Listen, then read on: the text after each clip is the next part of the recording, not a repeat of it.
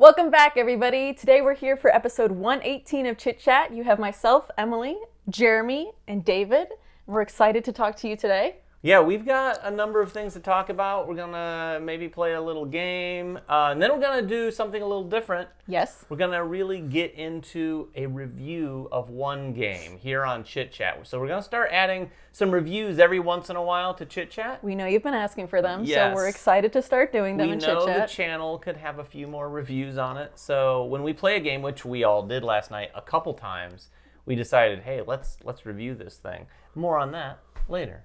But first, let's start off with what have we been playing? So what are some games we've been playing recently? Jeremy, you want to start us off? Well, I had been playing this game because I brought it up in our solo chat. So if you saw my solo chat, we launched a solo chat show. Oh, yeah. There'll be another one being recorded next week.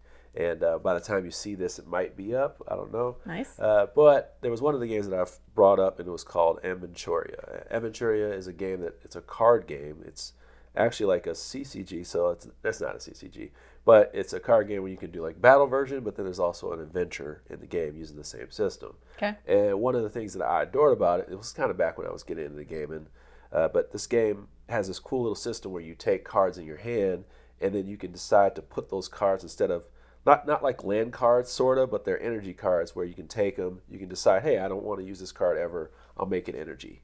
And then eventually what you do is you start getting stronger and stronger as the game goes along, and you're using those energies to activate the cards. So it's somewhat similar to like lands and whatnot, but you're using lands with actual cards you could have battled with. So they're like multi-use? Yeah, so it's sort of multi-use by nature, and what they do is they create these scenarios where you can use them. You can use that same card system, but then they also have a little bit of choose your own adventure. Oh. But what it really boiled down to is now I realize why I got rid of it in 2016. It's a very outside of that card system where you can make those choices. Sure. The story is just pretty boring. It's like 1 page, 1.5 pages, and it doesn't, like, the decisions you make come down to dice rolls. So it's like, oh, that was really all I had choice with. It's like, oh, like this was sort of good, and then there's like an extra good, and really extra good is just critting. Mm-hmm. There are some smart moments, like there's actually like one guy you battle, and you have to like whittle them down, and you can't actually hurt that guy until you figure out what his name is. Oh. So if you don't say his name. This game sounds crazy to me right now. The way you're describing it sounds like almost like you're just making everything up right now. Yeah, so it's like you're fighting this guy, and then you finally unveil the ability to say his name, which is really just attacking certain things until you get to a certain point. Sure. And I could see how somebody would love this game because it does have like, this boss has its own trick, sort of like something I would love in Aeon's End. Like the boss has its own trick, multiple battles and how the guys roll out, but it's really all down to dice rolls. Mm-hmm. Really all down to dice rolls for the enemies, and then you really just have that system for your hand. So it gets dry after a while. Sure. And the story isn't so well written. Well, see, but Jeremy, you're comparing everything to Solomon Kane, right? Yeah. So I think that's the problem here. Yeah, but they have, the thing is that maybe I'll decide to open the expansion box because there's a lot of expansions for it. They've done such a big thing with this world. You're talking like 12 regions inside of this big world. So they went hard on the lore. Yeah. So maybe it's just better writing is outside of the box, outside of the base box. Sure. And that might be something I explore, but for right now, I can tell exactly why I got rid of it. Wow. And it just maybe it was like one of those games. So you do have it now, or you don't? I still have it. I actually still have it on my table, but I just I was like, oh, now I know why I got rid of it. But there weren't a lot of expansions out back when I bought it. So I gotta say, if you tune into Chit Chat to hear about all the latest and greatest that everyone seems to be talking about, you'll probably get that from the likes of me, Ryan, maybe Emily a little bit. Jeremy is gonna bring you stuff that no one's ever heard of. What's the name of it again? Aventura. Yeah. Whoa, that is crazy. Yeah.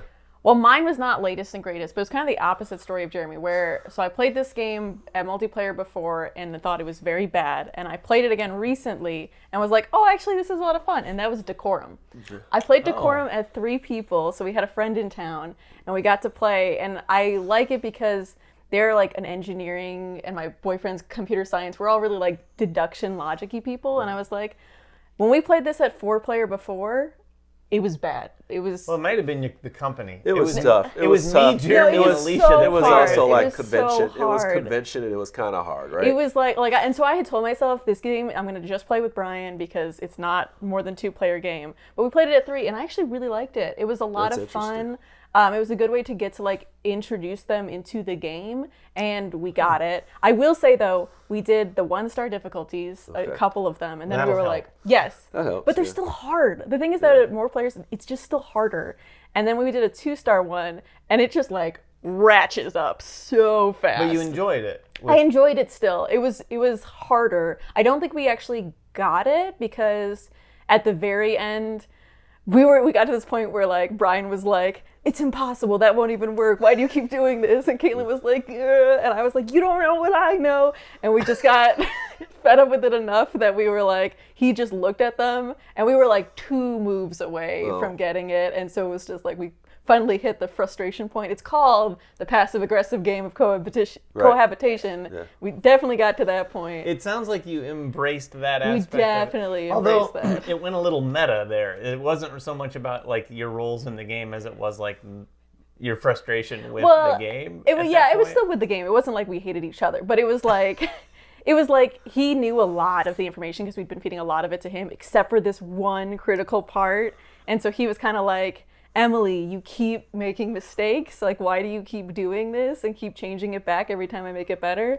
And I was like, "You don't know what I actually know." But again, we were like 2 moves away from it. And once we had seen all the information, we were like, "Oh, we never really thought, we didn't think about that possibility." But So I really did you not enjoyed it. figure, Did you lose that one? We technically lost that one. In my head, I'm like, it was an almost win. Okay. In my BG stats, it's a loss. That's a positive but attitude. In my head, it was like, we were so close. When we played at 4-player, Yeah. we were not close, to No, be we clear. We weren't were close at all. very, It was very a far. I mean, we cluster. quit. We straight Yeah. up stopped playing, and then Emily sat there and figured it out With herself. Alicia, yeah, we were just sat there, like looking at all the open face clues, and we're like, I still don't understand how this would work. That's It what wasn't the greatest scenario, like you said, Well- Jeremy. It was late at night. It was at a con. You weren't playing it with 2 other computer science people. Like, you were playing it with me, and Jeremy, and Alicia. So we were probably Well, and pulling also we Emily were down. so cocky when we played that time because we were like, we're good at this game. We played it a lot 2-player. Do the 4-star one. The first time we ever played. It was dumb. Yeah. We I was shouldn't have about tried to say that. But I do appreciate that system where you're just kind of slowly unlocking the clues and Yes, stuff like that. yes. It just saves the game because I know where you're describing the game. It may seem hard, like, oh, that sounds hard. But you can make it as hard as you want. Yes. But there's also that part where you do get some information from other people, so it does help out quite a bit. So if you feel like, oh, I might struggle with this, there is that system in there, which I think saves the game. Yes. It really does save the game, even as you are at the lower levels. If you don't get it, it kind of helps you get it. Yeah. And that's why I really do appreciate that game. It's a good couples game. So Yeah, Oh, yeah. it really sings really at good couples 2-player, game. but I was Yeah. glad to see that I could do it at 3 and still enjoy it. Yeah. Just, it is harder. Just beware, it is And harder. it is good that it's hard because it's a cooperative game. Yeah. And you'd rather it be too challenging, at least on one end of the spectrum, Exactly. than not challenging enough. So There's definitely a challenge there. yeah, don't that's a worry. good man. I kind of when you talk about that game, You want to play it again, it's been right? a while since I played it, so yeah, I do want to play it again. But what I have been playing, and if you watched the channel a lot, you saw Ryan and I do a live stream of this, and that was Nova Roma. This one is from Stan Kordonsky and Half a Kingdom Games. And I'll just tell you right now, and I told this to Stan, for my money, this is, in terms of fun factor, it's his best game. There's other games that he's designed that I think a lot of people will like better for a lot of different reasons. But this offered, to me, more fun when you're taking your turn, Sure. when you're doing the things, than any of his other games. And in the game, real brief description, you're placing kind of a worker, if you will, on this grid, and there's these variable actions that are put out at the beginning of the game, and you're going to do the one in the column and the one in the row. And those actions are tied to various things around the board that you'd think would be like tracks in a game. Yeah. But there's a little bit more to it than just tracks in the game. Some Okay. of them do feel like tracks, but others are a little bit different.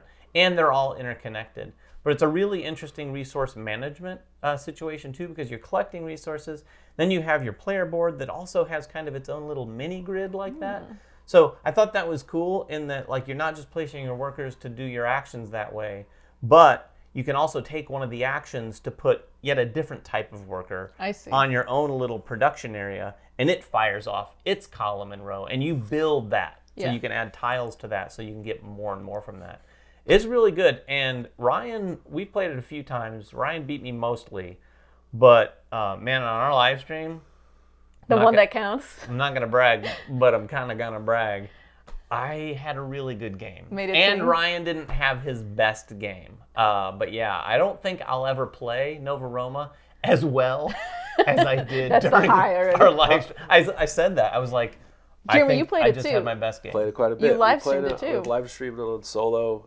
It does simulate what a two-player game would feel like, not necessarily like the exact same way, but the two-player experience is pretty cutthroat because you get to place these legionnaires every time you place. So it takes up spots, and it doesn't allow everybody to like kind of predictably generate. It kind of says, hey, like I sort of think you want this, I'm going to place my legionnaire there. Or you can do it and say, hey, I think this is beneficial to both of us, but I can find another route, and you place something there as well. So it has quite interesting decisions at two-player. And then in solo play, it's kind of like a tile flip. You flip these tiles over, and then you kind of make choices from there, and it kind of simulates how the Legionnaires would be placed in the two-player game. What I really appreciate about this game is not just some of the things you mentioned, not just that action system, but there's like a in-game rewards thing where you get these 3 different tile types, and there's different tiles of those types. So you're never going to really have the same combinations. And then you're trying to like complete little things by putting these little pieces on it. And you can kind of like trigger rows and columns and things of that nature. And even if you get some extra pieces to put on there, you will never fill it all up. But it's up to you to choose how you want to fill your rows and columns or diagonals, because you get benefits for doing it, not just points, but resources and combinations of things.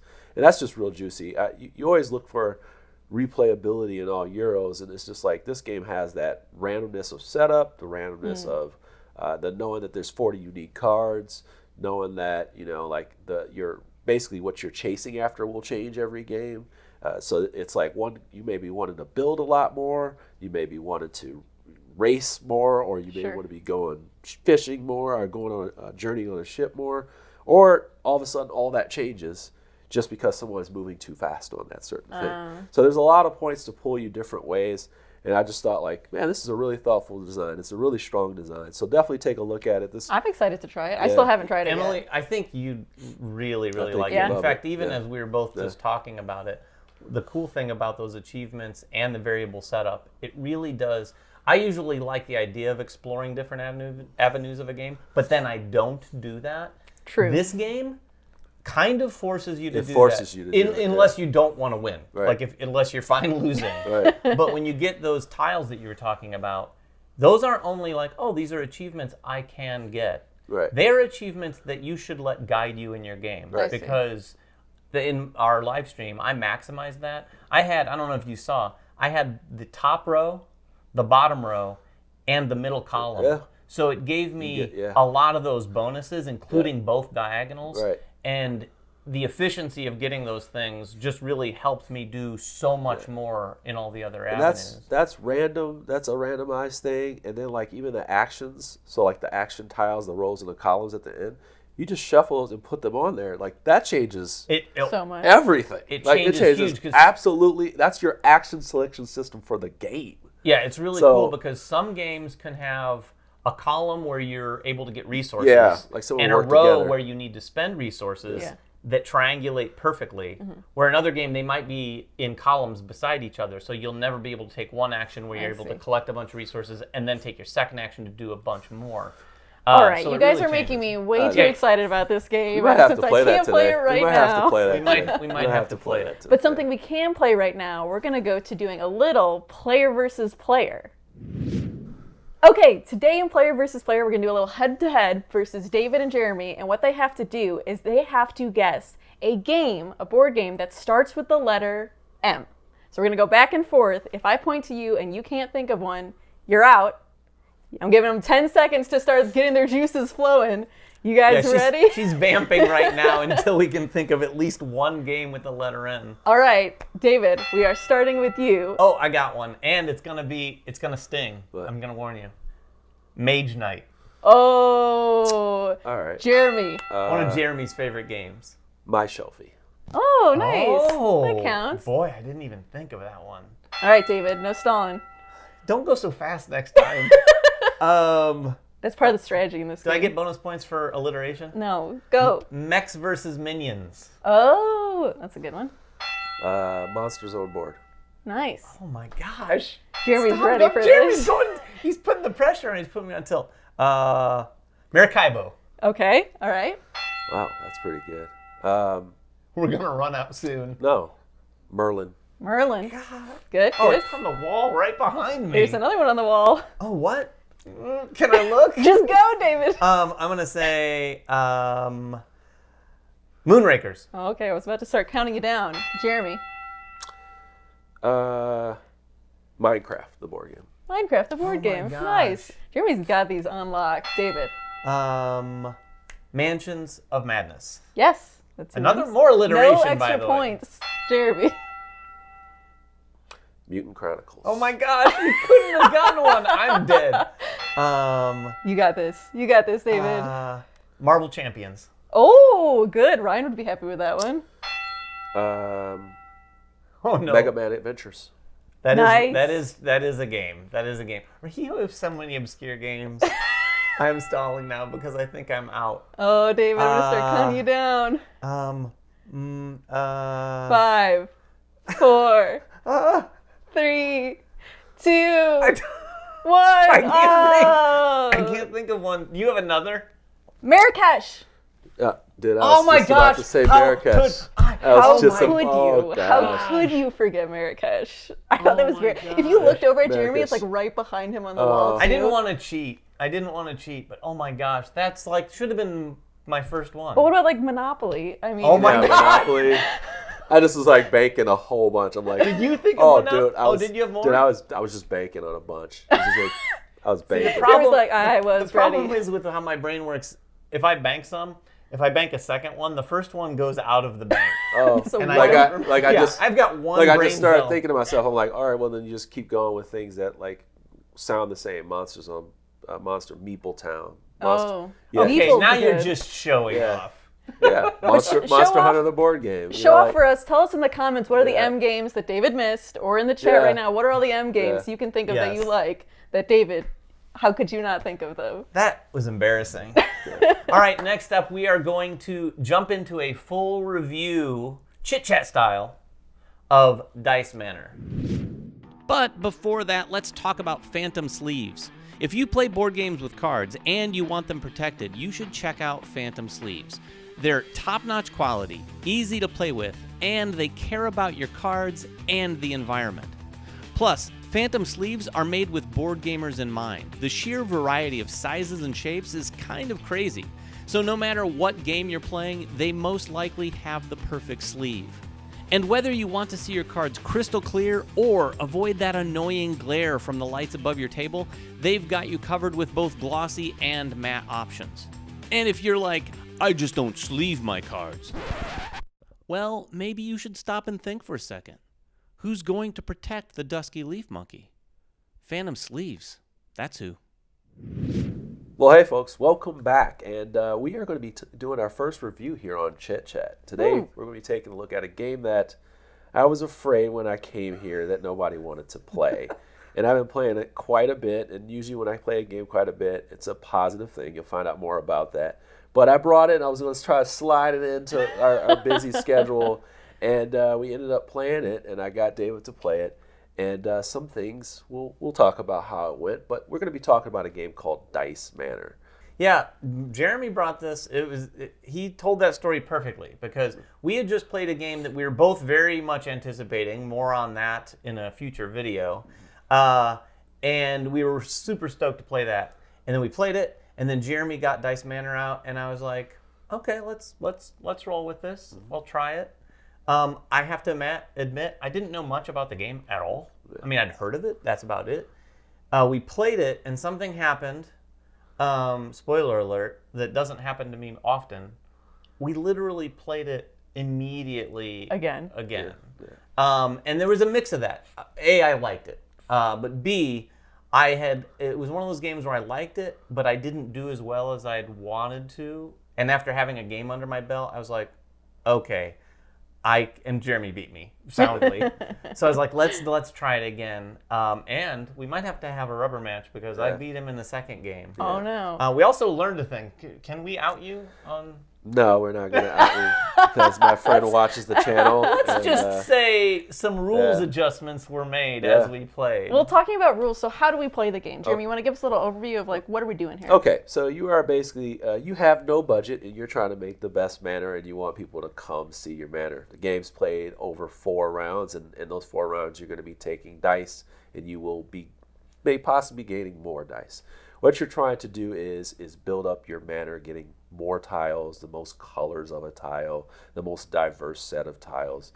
As you play these 4 rounds, you'll roll your dice as a bid on your turn. So you're bidding with your dice and placing them in different locations. You can place them in your manor so that people can come see, and that gives you points or some benefits. You can place it on this blue board, which is like where blueprints are, and there's 6 of them around the board. You place a certain amount of dice on there, and you can bid for those areas. And then you also have the advertisement board where you can bid there, and your dice have a couple different things that it does. It helps you win the bid for the round. It gives you points if you have the most of those die or the highest number and most of die. And then it also helps you slowly unlock other dice in the game. The interesting thing about it is that you have a number that you would choose on your turn when you bid. And let's say you had 4 4s, you can spread them out between these 3 places, and you can add more to those on eventual turns. So let's say you use 4 of your 7 dice in the beginning, and you roll, let's say, 3 more threes. You can actually move those 3s around, or if you rolled 4s again, you could say, all right, well, I'll put the 4 with the 4. And what you're really doing is it's kind of a bump. It's a kind of a bumpy game because when you're placing, you're kind of trying to figure out what you can win. And one of the first things I'll say about this game is that in the type of games that you're used to with bidding, it's like you lose. You just maybe you get your hand back or you get your chips back. In this game, you actually have mitigation tokens where you can re-roll and you can also use them as a +1 or -1. So there's a lot of options. There's a lot of like, hey. There's high stakes because you want what you want. Right. But there's also like, I lost, but I get something that will eventually help me. So more to that, at the end of the game, you have this thing called a grand opening. And all the tiles that you've amassed during the game, you're going to be trying to place them all at once during this last round of rolling. You're showing off your house. You're showing off your manor, allowing Giving people. a tour. It's called the grand opening. Is what I Yeah. believe what it's called. And you're trying to get points that way. And everything else comes down to color majorities and all that stuff like that. But that's kind of the run of the game. So for me, when you taught this to me, David, you were saying it is a bidding game, but don't stop there because I she's not a don't fan like of bidding bidding games. games. Yeah. But I think what's different about this for me is that it's not a single bid, right? Like what you were saying, it's not like, okay, I'm going to put 3 5s out and I hope that's enough. Hopefully they don't bid more than me, because in future turns, if I roll more 5s or if I use a dice mitigation to make something a 5, I can just keep upping my bid. So even if you get close to me, I'm like, all right, well, I'm just going to keep putting more and more on this bid so I for sure can get it. Yep. And then even times when you lose, getting that dice mitigation Yes. is huge. Yes. It's so big because being able to, it allows you to either pip up or down, like Jeremy said, but also you can re-roll as many of your dice as you want. So there's a turn where, like, David, you rolled like literally all 6s. Yeah. And that can be good, but in this sense it was bad because he's like, I don't want to lose every single one of my dice. Yeah, that's the interesting dynamic here is that you could roll your dice, and at first, the first time I played, in fact, I thought, oh, I rolled a bunch of a high number. I'll put them all on this one thing that I want. But there's so many things that you're bidding on that you're kind of going to be out of the bidding process because once you're out of dice and other people still have dice, You're just done. they get to bid. So in a way, there's a dynamic that exists where that last player also has some control if they've kind of like strung their dice out. Yep. You could roll your dice and I could have a bunch of 6s, a bunch of 5s, and 1 1. And I might, as my starting bid, just put my 1 1 on the 1 spot just for that tile that's dedicated to the 1. And if no one else goes there for the You rest win of the it. bid, You're I good. win it for 1 die. But like Emily said, Emily might put 2 1s on there. Now she's winning it. And in fact, one of the fun things that happens, and it's both good and bad, I guess, is Jeremy and I had a fight over the 5 spot in our last game, where I think I might have put 1, then he put 2, then I think I ultimately put 3. But you added 1 at a time. Yeah, so we were adding 1 at a time, and we'd strung our dice out, and he was out, so I was like, I had 2 dice left, I rolled them, used one of those mitigation tokens, I think, to make it a 5, so I was able to put it on top there. And so that made him burn, what, 2 at least of your die? Yeah. So he burnt 2 of his dice. Now, he did get one of those mitigation tokens because he had a losing bid on the thing. But if someone's burning 2 or maybe even 3 dice and getting a token out of it, that return might not be great. And the thing about the bidding, too, is that you don't have to just match it. You have to beat it. So, like, when David had 1, Jeremy put in 2, David puts in 1 more. Now they're tied, but Jeremy's still winning it. So Jeremy, on his turn, could put in another 1 and be like, well, now you have to get 2 more, David. You really want to do it? I think one of the big things that is attractive to this game is, like, the tension that's created. So, like, the advertisement board is a place where you can put a bit of die. You can just start with just putting 1 die there. And you can say, hey, you only can put 1 set of die on their thing, but you could go like, all right, I'll just put a 5 here. That puts pressure on someone to either put 2 dice or a 6. And then it's like, well, I rolled 2 5s with this. I'll put 2 5s there. And then somebody may go, I'll just push you with some 6s or whatever. And it's just like, there's this tension of, like, what do I do? And since you only start out with 7 die, somebody may have unlocked their 8th die, so now they have a little bit more advantage of choice. They might be the last player. So sometimes just by placing a die, you're creating this tension across the board of saying, like, hey, beat me on this. Exactly. Or don't let him have that. It's like, hey, hey guys, we're clearly going to let this person win, and they only put down 2 1s. You're like, so there's that as well. It's something that you don't see right away. And in a 4-player game, you do have to be pretty aggressive in what you're doing, your intentions.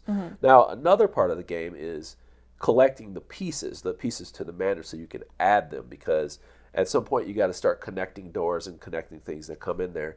And sometimes you forget that you can actually run your manor during the game. And it's kind of an interesting thing where the more dice you place on your turn, the more points you get. So it's kind of like a low-key way to get points. And then at the end of the round, you get points for placing them. So that's like something that you can do if you're losing out there. You have something that if you set up yourself to get rooms, and you can run that, you have as well. So there's a lot of interesting choices that happen. And it's like, thankfully, there's things that you can do even with things that you don't necessarily, you're not winning out there or a certain area. You can pull it off. But of course, at the end of the game, you want to have a big enough manor so you can put dice out there and also win majority. So I do really like that there's a lot of tension that happens with the die placement. And you feel like you have a lot of choice. Yeah, for me, it was definitely that end part, right, where I was like, oh man, do I want to get more rooms to put into my manor and try to bid for those? Or do I want to just run my manor and get a lot of points right now? And it's like the trade-off between points right now versus possibly endgame points if I could get majorities or largest manor, but I might not even get those depending on what they take. So it's this huge trade-off in the moment, and you only have so many dice, which at first seem like a ton, but once you get into later rounds, you're like, I wish I just had a few more to kind of put here, put there. And I really like that tension, not just like what are they doing, but also like how do I want to make my decisions. Yeah, and 2 things about the dice as well. Like what Jeremy said, you always have that option to go on your manor. And I want to talk about running your manor as well, because the puzzle that happens with putting your tiles together, because you're getting all sorts of different rooms. There's little 1 rooms, there's giant like cross-shaped rooms. There's ones that have double rooms. And when you piece them together, like Jeremy said, you have to put doors to doors and walls to walls. So you can't have like a door that leads to nowhere, or at least to a wall, and you can't have like anything butting up that doesn't make sense.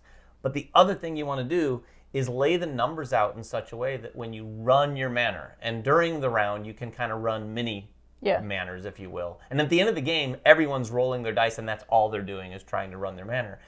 But if I have the starting room, which is kind of a question mark, you can put any dice there. But then I have a room that gives me a 1, and then a room connected it that can take a 1 or a 2, and a room connected it that takes another 1 or a question mark.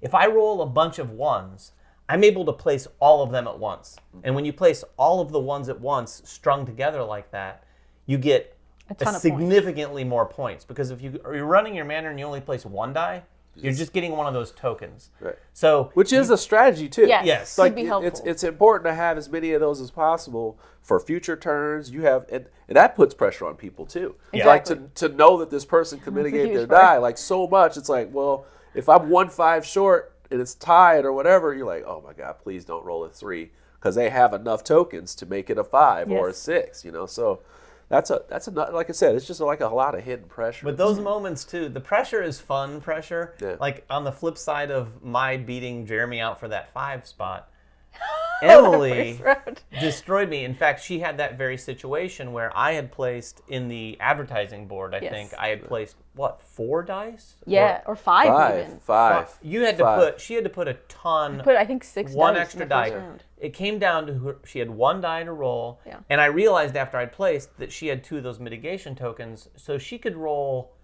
I think, one of 3 different numbers, right? Yeah. To succeed. She could burn both of her tokens or something like that. And then she rolled exactly what she needed Yeah. first roll and totally took that away from me. And it was, like I You said, still got stuff I though. still you still got got to stuff. move your It die wasn't down the end of the significantly, world, but but- you didn't get it right away, which would have been the and it was an optimal. exciting moment at the table, period. So I think one of the biggest, one of the first things you're gonna say is like, I don't like that because people like to cut me off. Like they'll cut me off, and this is a very cutthroat game. So if you don't like player interaction, this is a high Yes. player interaction game in its nature because you are adding dice, and you could essentially have your dice be taken away in the last turn, or people have become heavily invested because they had a good roll in putting as many dice as possible in there. There's a little bit of runaway as far as like the advertising board as well. Like, so if you're winning these multiple rounds, you're getting a ton of points added, and you may just never find the right combination. If you don't win enough rooms at a certain point, because it is a 4-round game, you could be drastically behind and lose those 12 or 6 points just because you may have invested in one color, or you just kind of made a sloppy first-time game. Sure. You're like, man, wait, I don't know how to run my manor. You start forgetting those things. And I just think with the playtime being so quick, Yeah. like very short. I mean, this is like 30, 40 minutes, like 30 to 60 minutes, It's literally. very fast. That leads you to like, oh, that's it? And you may not have put together a good experience. You actually may not have put it together, may have gotten messed over on a couple little spots. And I just think a combination of those 3 things could actually turn someone off on their first experience. Sure. Which I think you would want to play this more so, maybe play it twice in a row, so that now that you understand the concept, you could be able to play it better. Yeah. But I definitely feel like there are some stopgaps along the way to be like, hey, this is it, or man, you keep getting cut off. That's not fun. You may not embrace some of the quick little things that you can do to kind of be successful on your own. And I do feel like that does pull away from the design just a little bit. Well, yeah, I mean, you're looking for majorities too. So, like, if I'm doing color majority and Jeremy and I keep fighting for yellow, keep fighting for blue, but David's over here, he's like, I got red and green, and no Getting one's everything fighting else. me. That feels a little bit like, Right. well, where the tension's not equal. But I do think that on a second playthrough, it's not going to be the same, right, from play to play. So you get to have a different experience, and I thought the tension again was just really fun in these different moments in these different places. Yeah, this was one of the most pleasant surprises I've had this year playing a game based on not really having much expectations, Sure. based on not knowing much about the game. And then after having played it, we played it 3 times not in a row, but Look pretty close. pretty close in one day. Which And I've been is, playing it a lot.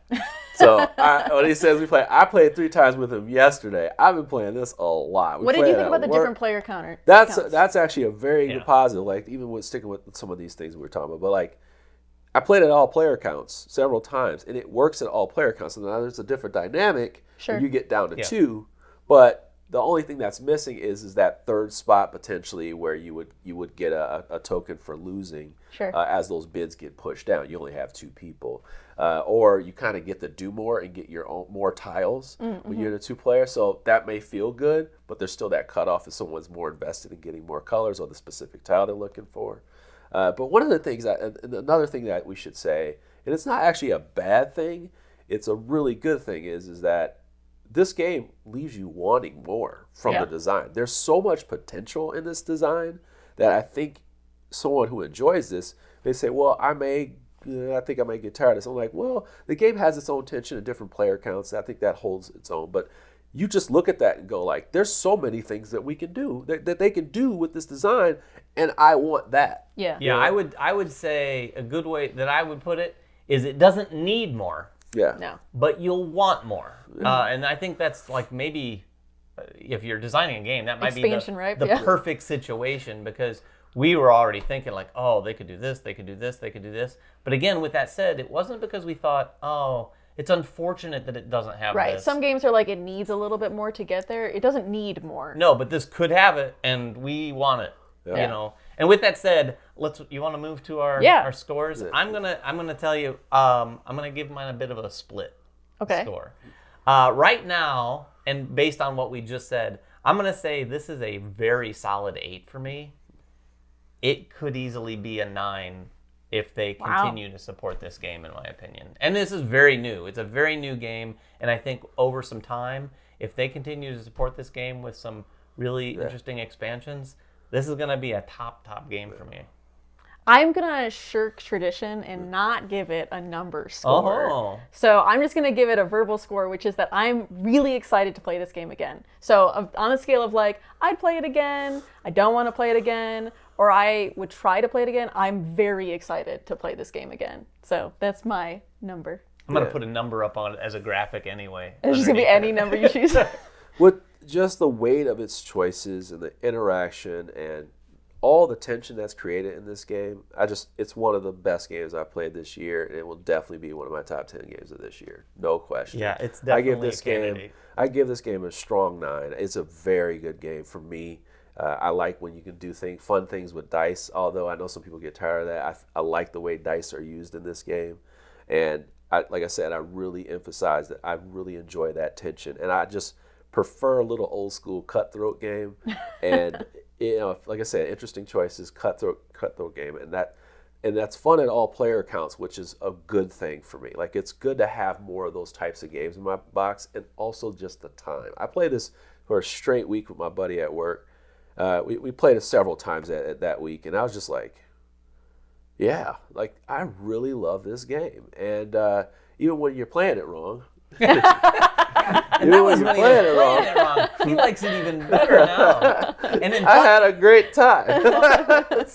Funny enough, the rule that he had wrong, it actually is even better than what he'd been playing. It even made it better. It scores more points, and it makes it even better. So I really give this game a high recommendation, and I really do suggest you play it twice in a row. And you're talking about literally an hour and a half at tops. Oh, tops. At tops, and playing it twice in a row. And regardless of the time, it feels like it goes very fast. Yeah, I was going to say, it may go too quick for you. That's what, and some people, it may go too quick. And I think that's where that second play right away will get everybody either in or out on it. It's still your experience, folks. Yeah, for sure. But I definitely tell people, play that game twice in a row. It definitely is worth that. Yeah, so if you've played Dice Manor, let us know. What do you think of it? Or if you have questions about the game, let us know. We'll be happy to answer them, especially Jeremy. I'll play that game with you anytime. So, yeah, it's that one. It's one of those types of games. If you ask me to play that game, I would play it with you anytime. But that does it for us today on Chit Chat 118. Yep. So make sure until next time that everyone has fun at the table, and we'll see you then.